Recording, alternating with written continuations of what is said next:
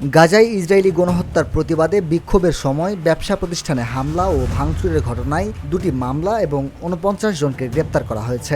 মঙ্গলবার প্রধান উপদেষ্টার প্রেস সচিব শফিকুল আলম এক বিবৃতিতে এ তথ্য জানিয়েছেন।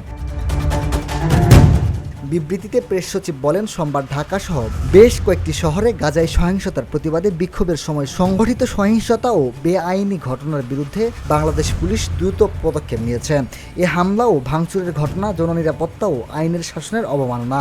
এখন পর্যন্ত এ ঘটনার সঙ্গে জড়িত কমপক্ষে ৪৯ জনকে গ্রেপ্তার করা হয়েছে।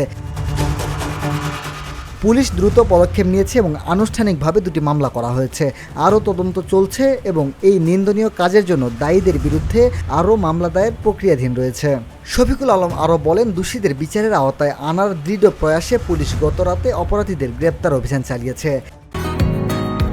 বসুন্ধরা, উত্তরা, বনশ্রী, কুড়িল ও বাড্ডা সহ রাজধানীর বিভিন্ন স্থানে অভিজাত ও অত্যাধুনিক মানের ফ্ল্যাট কেনার এক নির্ভরযোগ্য প্রতিষ্ঠান প্লেজেন্ট প্রপার্টিজ লিমিটেড। তাই আপনার স্বপ্নের আবাসনের জন্য আজই যোগাযোগ করুন। Pleasant properties limited, where destiny matches eventually.